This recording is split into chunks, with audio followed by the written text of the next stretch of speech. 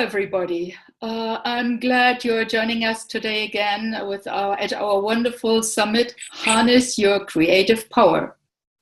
Our special guest today is Jill Badonsky from San Diego. Hello, Jill. Welcome. Great to have you here today. Thank you for having me. Yeah, it's great to be here. Let me introduce you just briefly. So, Jill is an artist, is the founder of Kaizen-Muse Creativity Coaching. She is an inspirational humorist and a creativity coaching pioneer.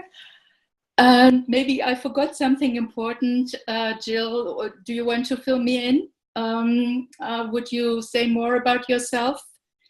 Sure. The coaching course that I teach is based on 3 books I've written. Okay.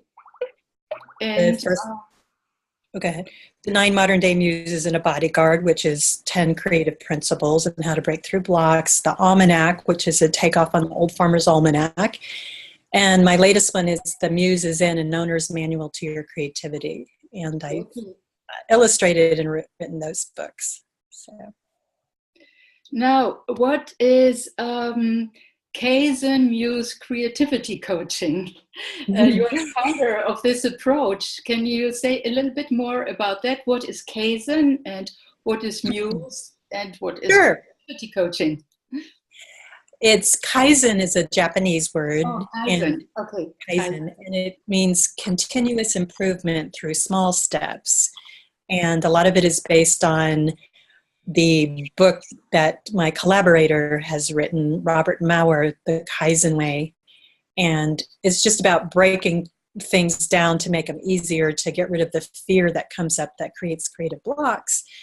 And Muse in this particular instance is based on my first book, The 9 Modern Day Muses, which is 9 creative principles. And really it's our self-talk. It's what we say to ourselves in order to be creative. So each one of the principles is something we can say, like pay attention, think differently, loosen up, don't try to be perfect. So those kinds of things. So those 2 together is continuous improvement through this kind of self-talk that's personified as muses to make it more playful and more applicable in terms of relating to a muse versus a dry creative principle. So that's what the coaching is about. We work with people who are in overwhelm and perfectionism, procrastination, resistance, just not getting to their creativity. So that's what we do. Yeah, and I would say a lot of us try to be perfect, or we feel the blocks because we want to be perfect. I think this is a common theme for so many people, and also a reason why they don't get to their creativity, I would say. How do you see creativity? What is creativity for you? Creativity, for one thing, it's my life, but I believe creativity comes into play in so many different ways in our life. How we think creates our existence. You know, not only are we creating something like a work of art or a piece of writing, but we can create how our day goes by how we choose our perspective. We can change our entire day by changing the words we say to ourselves. We can change how we feel about our creativity by just, instead of saying I have to write, saying I get to write. That's creating a whole different feeling that makes getting to our creativity easier. It's a non-linear process. It's part of our soul trying to express itself. We have these creative calls because we are human, and it is an instinct of ours to want to give something, to want to. It's so parallel to infatuation with a person. We become infatuated with an idea, and when we become infatuated with a person, we eventually proliferate the species for our existence. When we become infatuated with an idea, we are inventing, we are enriching our culture. So we have an instinct, everybody has an instinct to create. It's just a matter of some of us get out of the way better than other people in terms of that instinct. It's just a great part of being alive to be in the creative process, I believe. And if I hear you right, so you are working also on changing the mindset to have a different self-talk, a different talk inside, so that we or your clients are more creative, coming more into the flow. Is this what you are saying when we change the sentences inside? Right. I teach that one of the biggest blocks is our self-talk, the self-talk that says, I can't do this, other people are doing it better, this is too hard, what was I thinking, I'm too old for this. All of those are self-talk that aren't necessarily based on reality. They're based on fear and the ego. And we can't get rid of that self-talk. That's not something we should even try to get rid of, because it's part of being human. Fear is part of being human, and it comes from fear. And trying to get rid of fear is just a lot of waste of creative energy. But we want to start cultivating the other voices. Many people have them. They just don't give credit to these voices that say, you got this, just give it a try, just lower the pressure a little bit, just have fun with it. Those are the voices that are going to get us into the creative process and get us someplace. And to expect that the other voices are there, and not think there's something wrong with us because we're thinking we can't do this, but to just look at it like a benevolent anthropologist and go, that's interesting, I'm thinking that. And yet other times I think something different. I think something more empowering.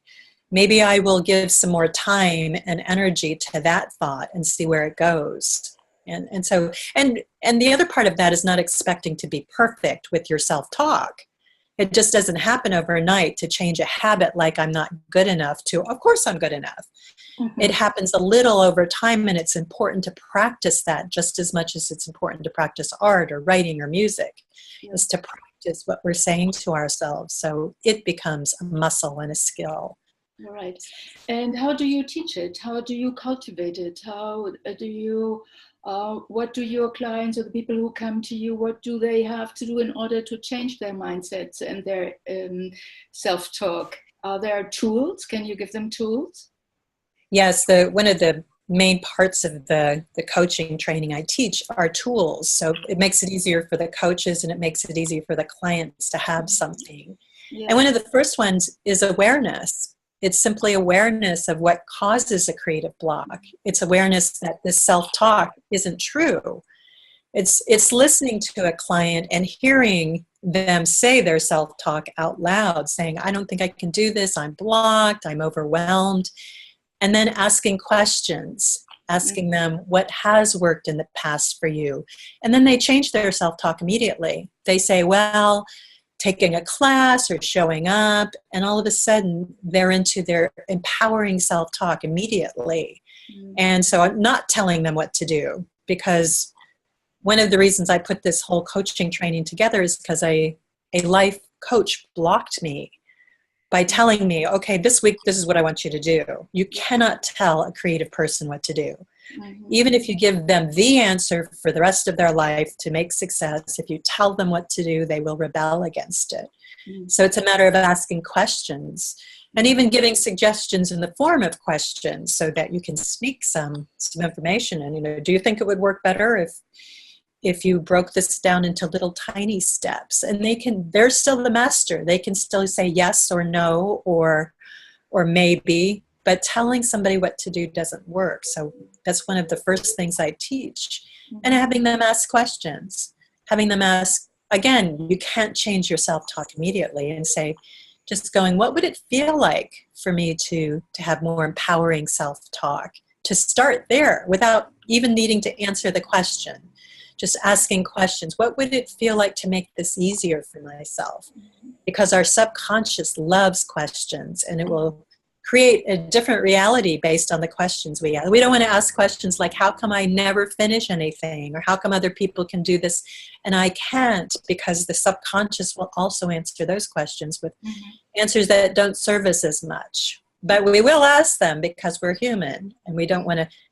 The perfectionists will drive themselves crazy trying to be perfect, asking questions with the self-talk.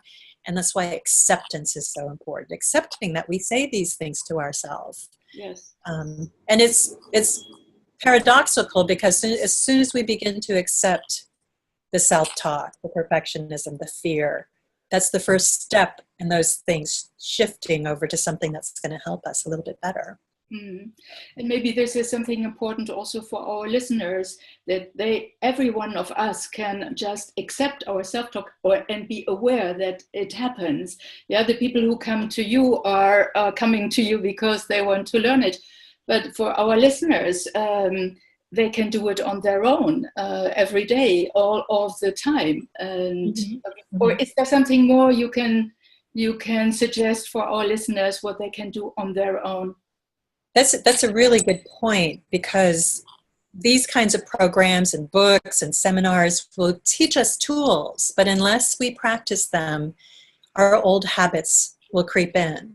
So it's important to, when you find something that works, or while you're listening to this summit and discovering these wonderful new ideas that are being presented, is to write them down and to review them on a regular basis. That's why structure helps somebody. That's why this coaching helps people, because they're showing up and being reminded. But on your own, you need to be vigilant about having some kind of book where you're writing down small steps work for me, or showing up to a class that works for me, or just asking a question about what would make this easier for myself, and using that as a reminder journal, like a vitamin, taking it every day or as often as possible, looking at these little notes that you take, not just once, but as many times as it takes to begin to develop a new habit. And after a while, when you expose yourself to this self-talk and the reminders, you don't need to remind yourself anymore. You just start coming from a more healthy place. But it requires maintenance. Just like we don't brush our teeth once, we need to brush them a lot. This is the same. It's creative hygiene, self-talk hygiene. We have to kind of shift over to what works for us and empowers us. But reminding ourselves of it is one of the things I would encourage people to do, however that works for you. Is there a ritual you could suggest? Do you have a ritual? Do you something writing down, or something specific that you do more like a ritual in the morning or in the evening? Are you writing things?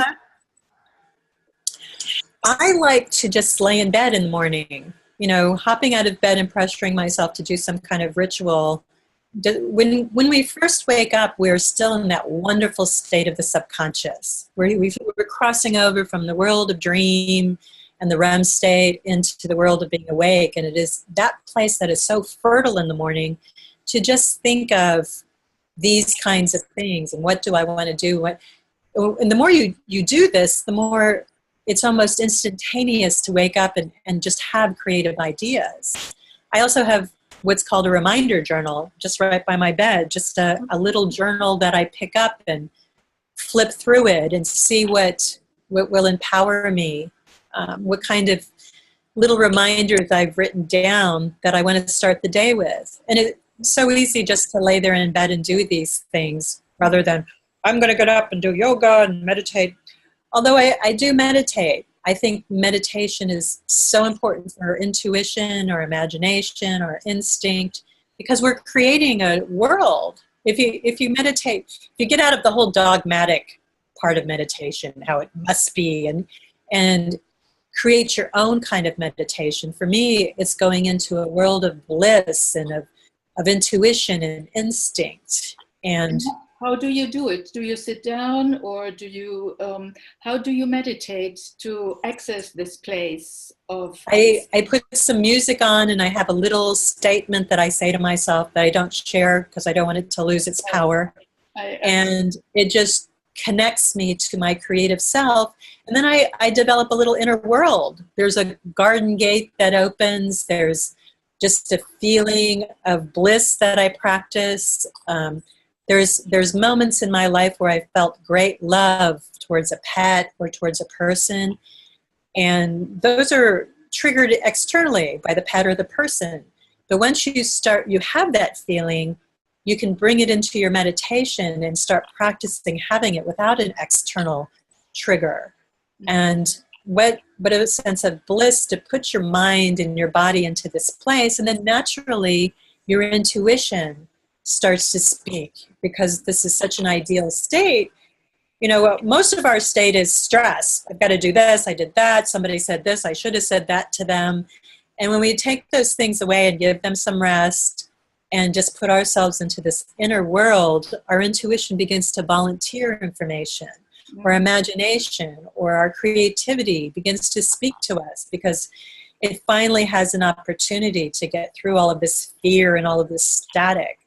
So to me, meditation, a lot of people don't think they can meditate. And to me, what they're saying is, I haven't designed a meditation that works for myself, because we can all have it. Or somebody, or taking a walk can be a meditation for people who don't seem to be able to sit still. But for me, I sit really comfortably, often put music on, because that takes me to a relaxed and creative state. And I put a timer on so that I'm not, okay, it's over. I'm not, my ADD doesn't kick in when I know that there's something that's going to tell me that the 20 minutes is up, or even just 5 minutes if you don't have time can make a huge difference in just sitting with your creative thoughts and that higher place that's inside of yourself. I fully agree with you.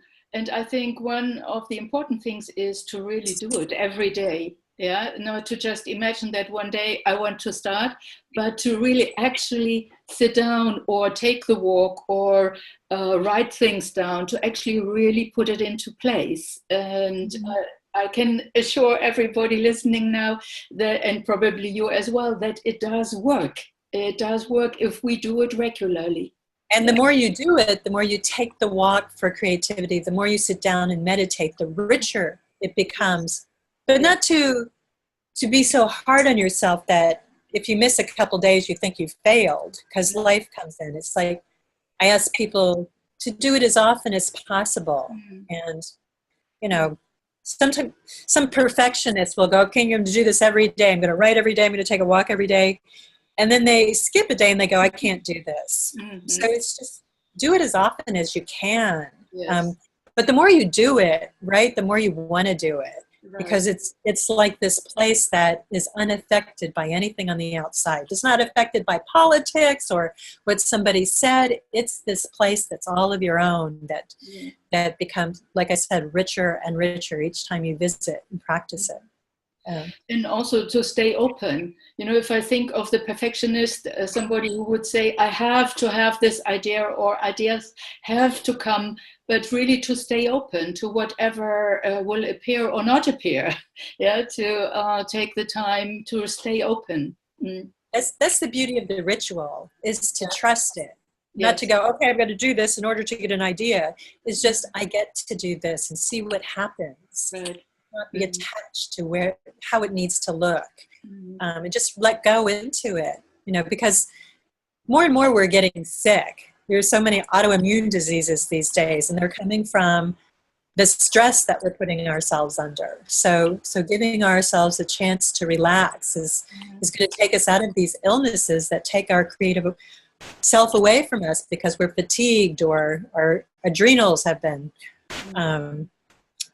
fatigued and used up. So this meditation is on so many levels, gives us our creative self back, for sure.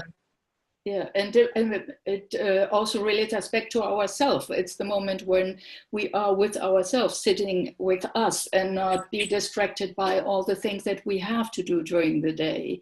Good point. Yeah, because we have to have a relationship with ourselves in order to self-express. Yeah. And if we're, most creative people are introverts. There's also extroverts, but we must have that time alone. And when it's time alone in a place that feels good, we're more likely to press into that part of ourselves that results in creative expression and makes it easier. You use the word intuition. Do you have an explanation for yourself what intuition is, where it comes from, or how it enters the system? What is intuition? Intuition is such a juicy place inside of ourselves, because it's actually hard to explain logically because it doesn't come from a logical place. It comes from an instinct. The intuitive decisions aren't something that we've thought out carefully with logic and reason, but they're choices that come out of this feeling of this unexplainable feeling of knowing. And it's a place where oftentimes we have a gut feeling that we shouldn't do this, but we don't listen to it, and afterwards we go, I should have listened to that gut instinct. Or we do listen to it and we go, I'm so glad I listened to that because other people told me to do something different, but I listened to this energy inside of myself. And to me, it is an energy. Mm-hmm. A lot of clients come to me because they have all these ideas and they don't know which one to start with.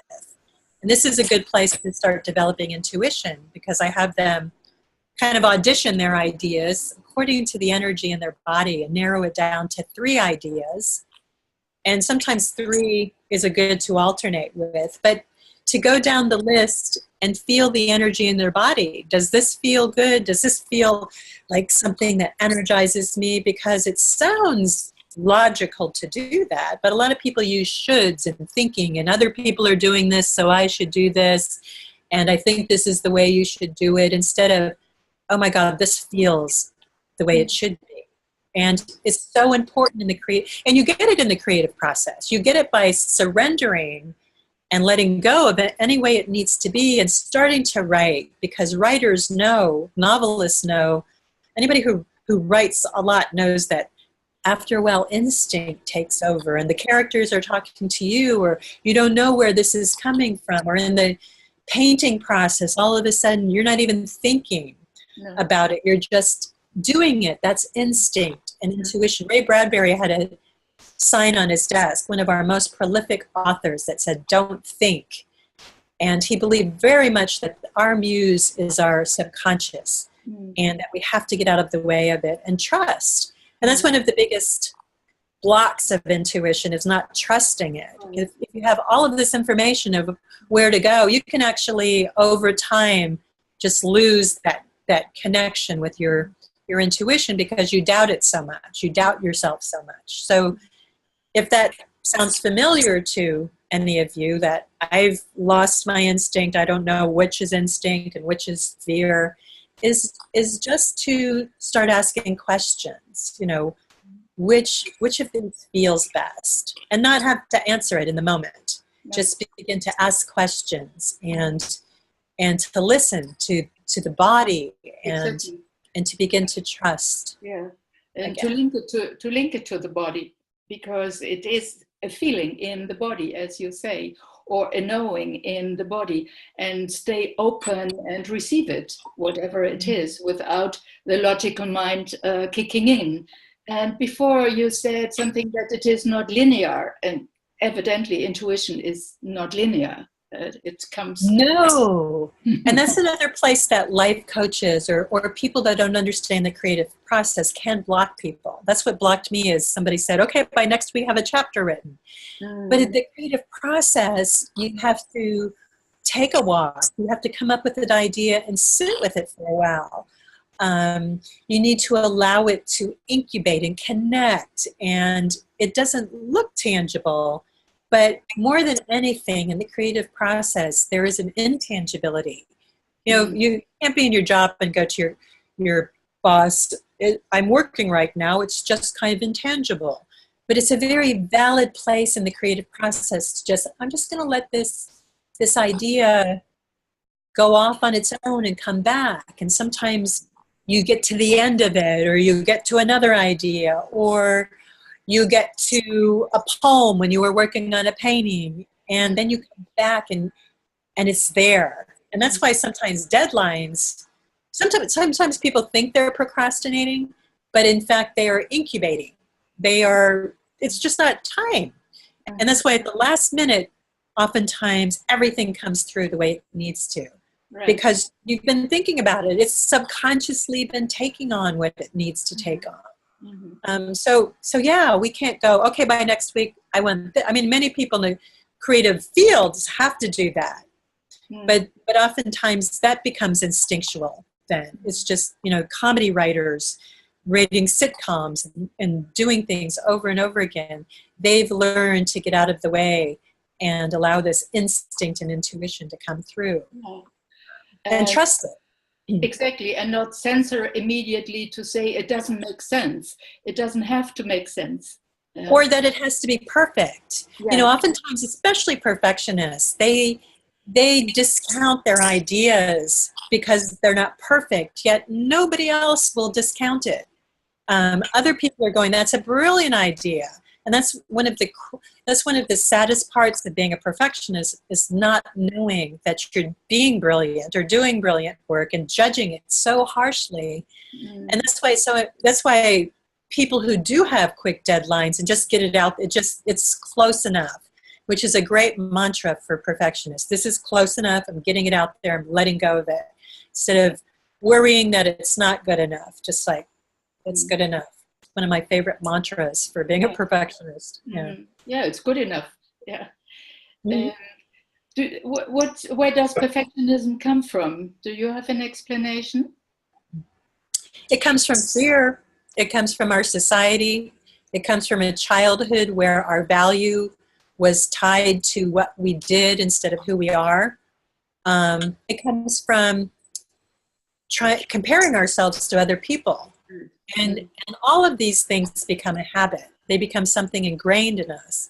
So one of the things that happens, I work with a lot of people, students as well as clients, who don't realize they're perfectionists because they think, my house is messy, I'm not a perfectionist. But a perfectionist is somebody who, no matter what you do, it's not good enough. Yeah. Or they don't even attempt something because they assume that they're not going to be good enough at it, which is such an irrational way of thinking. So it comes from I fear I'm not going to be good enough. I fear that other people do this and I can't. I fear that people will judge me. Yeah. So fear is... Yeah, go ahead. And not like me in the end. Yeah. So the judgment is very often related to not being liked. So, which of course then also is related to the ego. I want to be liked with what I'm doing, but this is counterproductive to the creative process, I would say. And there is a place in creativity for both perfectionism and the ego. The advantage of being a perfectionist is you're usually doing things above average. You're usually doing good work. You're usually going for excellence. But it's when we're immobilized and paralyzed and not in touch with the beauty of what we're doing that it's sad, and that it becomes something that we really need to pay attention to and be aware of. That's the first step, is to go, oh, that is me. I am a perfectionist. And go back to acceptance. Accept, because we cannot change being a perfectionist. We can, it's a voice that's there, it's ingrained in us. If it came from our childhood, it's in our fabric. Yeah. So to instead accept it, have compassion for it, but then to sneak away from it and go, I'm going to lower my expectations a little bit. I'm going to purposely do something crappy in order to get started. I'm going to have fun, because fun and perfectionism don't often occupy the same space. I'm going to, for me, I'm teaching right now is you have to develop a tolerance muscle. Because if you expect yourself to be, when I first started playing the guitar, I wanted to be a rock star when I was young. And I took one guitar lesson and quit because I wasn't immediately perfect, which is totally unrealistic. You know, I had a friend last week go, I don't want to come to that drawing class with you because I can't draw. And it's because she doesn't practice drawing. You know, there's a handful of people who have a natural tendency for things, but most people, even those people, need to practice in order to get better and to tolerate ourselves being imperfect. If you can't tolerate yourself hitting the wrong chord, or not being able to hold the chord down, or doing crappy artwork, or your writing is just terrible, it's a really important part of the creative process, is to go, that's just part of the process. I'm going to get through it by revising and continuing and triumphing over this desire to quit because this is so horrible.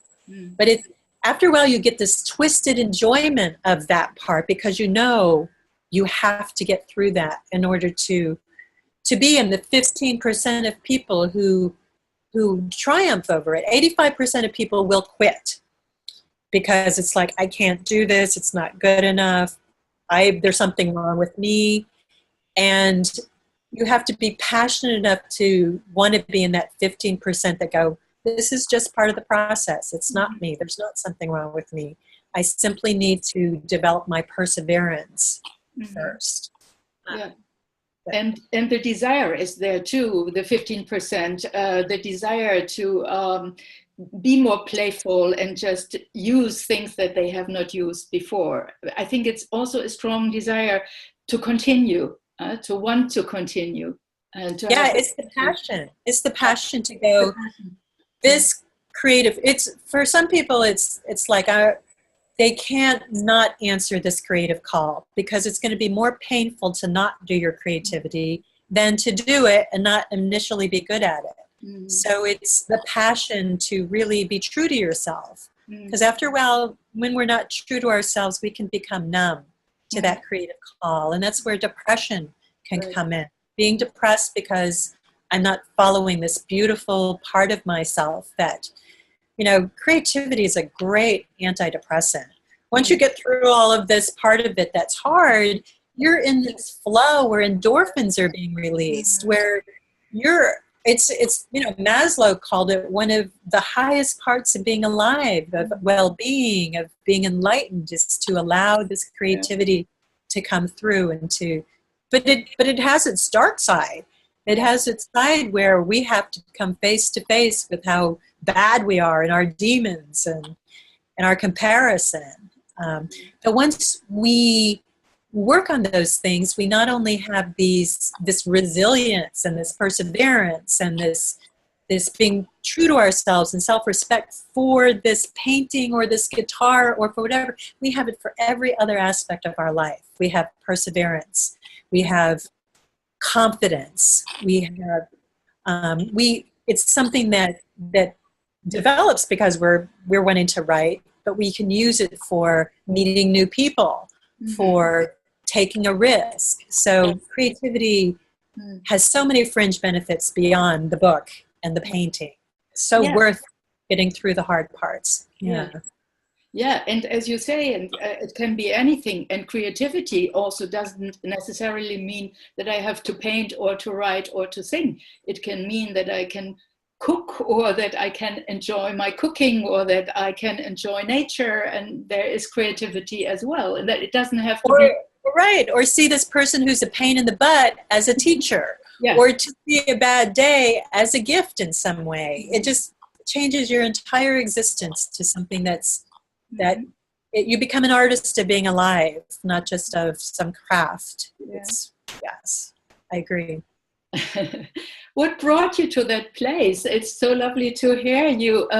Were you always like this, or what brought you to the place to being a creativity coach? It's one of those things where I just assumed everybody was in love with creativity as much as I was. When you're a kid, you think if you want to be a teacher, everybody wants to be a teacher, of course.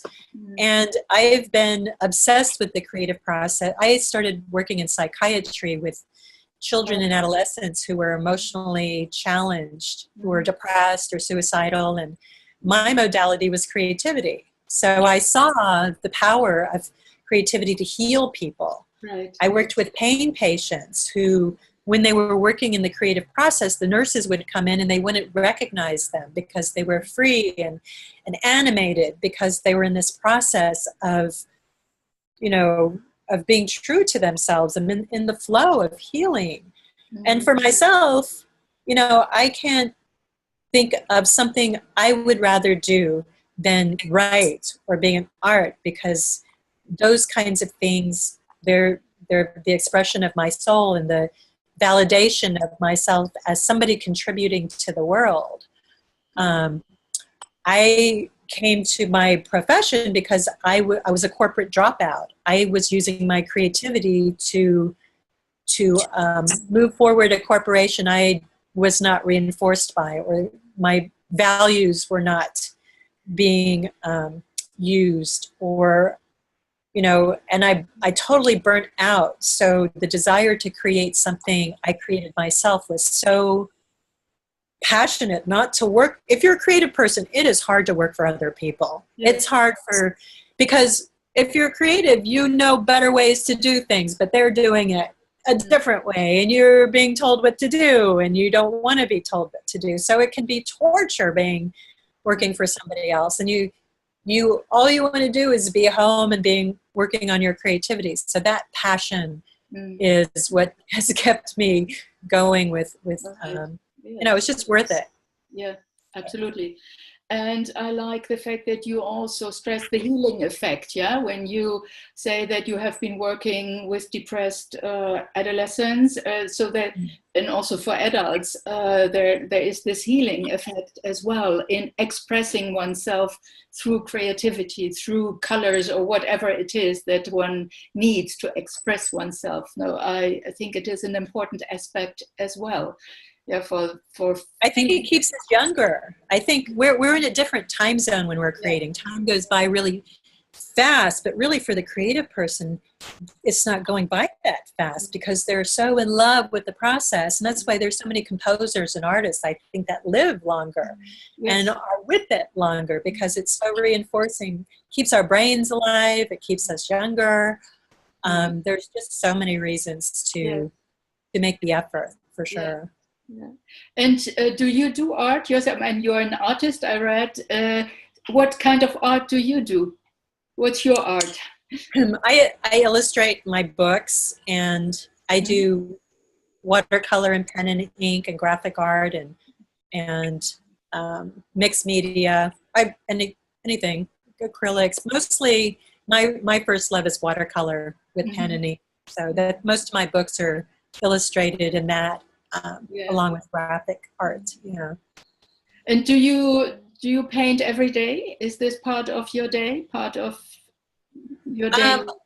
I don't paint as much as I'd like to. When I go on vacation, I actually take all of my art with me, and I never put it away. I'm looking at it right now. It's on my table over there just to make it easier. When I walk by it, I want to sit down and do another tiny step on it. I think it's really important for us to keep our art accessible and to have a room that we don't have to clean up. And I doodle a lot. So one of the ways I get inspiration is listening to podcasts. And while I'm listening to podcasts, because I'm so glad there's no visuals, because I'm working on my art as I'm listening, or I'm taking a walk, or so just the aspect of being fed mentally all this wonderful information, as well as doing art at the same time, I feel like I'm just kind of on top of the creative world, and both of them lead to more creativity. Yes, and you use both sides of the brain. So you are listening to something, and you have to understand what it is, and you are doodling at the same time, which then... And I think that helps, because your left brain is going, oh, this is interesting, instead of going, what are you doing there? So when your left brain is occupied, your right brain can relax a little bit more and play a little bit more. Sometimes I do my best work when I'm not thinking of even paying attention to what I'm doing. So. And maybe this is also a good sentence for our listeners to just start to doodle, if nothing else. I mean, this is a place to start. Anytime I do teleconferences, I start out by going, go get pencil and doodle while you're listening to that, because not only are they tapping into that, but actually doodling while you're listening helps you listen better. So you're benefiting both parts of it, for sure. Yeah. And then I'm interested also in, I read inspirational humorist. So what is behind that? Are you, you're a humorist. What does it mean? I am. My part of my background is in improvisational comedy, which is not stand-up comedy. It's improvising in the moment and doing humorous speeches. But all three of my books have a component of quirky humor in them. Okay. So The first one's about muses, and the muses all have different quirky personalities, and the almanac has a lot of humor in it, and my blogs and my newsletter all have humor, but at this, I'm not a pure humorist. There's an inspirational component to it. For me, I won't write unless it's fun. And for me, it's fun to make things funny. And I like to laugh. My role in my family was to make my parents laugh. That was what I did best in my family. So that became an important part of myself. And I think humor is becoming bigger in the world right now because darkness is bigger in the world. We have so much darkness in the world that it needs to be balanced by this satire and by people escaping into funny movies and all of these things. So humor is one of the highest forms of coping. So I had a rough childhood, and that's how I coped with my childhood, was by making fun of it and just staying in that lightness rather than... It's playful as well, and it's light, as you say. And also with humor, we can detach also from difficult sides or difficult aspects. Yeah, I like this idea of humor. Yeah. And my philosophy with my books is that if it's fun for people to read it, more people are going to read it and have fun, and the information is going to stay longer because it's playful and it's more memorable. When it comes from a funny, humorous place. Yeah. So. Jill, do you have a message for our listeners, something very important to you before we end our wonderful conversation here, something you would like to hand on to everybody who is listening now and watching? Yeah, my little message would be, there was probably something in this call that either I said or Gunhild said that struck a chord that intuitively was important to you, and to write it down and to remember it, and to ask yourself the question, what works for me? What works for me? What has worked in the past for me? And what else would work? Because those questions start to rev up your subconscious in a way that's going to serve you, and to have fun with what you're doing, because creativity requires perseverance, and if you're having fun, you're more likely to want to show up. So that, and I'm just so grateful for this time with you. You've asked really wonderful questions, and I'm interested in your work too. So I'm going to be spending some time at this summit. And it's similar to what you're doing also. I'm a trained art therapist, so I know also this aspect when you were talking about working in psychiatry, so I know this aspect as well. So I know about the healing effect of the creative part as well, and how important it is to express ourselves. Yeah. Jill, I didn't ask you before, but I ask you now, is there a gift that you can give to our listeners, to our audience, something they can take from your website, or something you have to offer to them? Yes, I donated a little downloadable coloring book that people can, that centers you, and that has little creative messages in that. So that'd be my gift. It's wonderful, and everybody can find it on the page. That's just wonderful. So Jill, for me, I thank you so much for being here today. It was so inspirational to talk to you. Very lovely, and thank you very much. And for all of our listeners, thank you so much for being here today and listening and watching this lovely conversation. Thank you. Thanks so much. Bye-bye.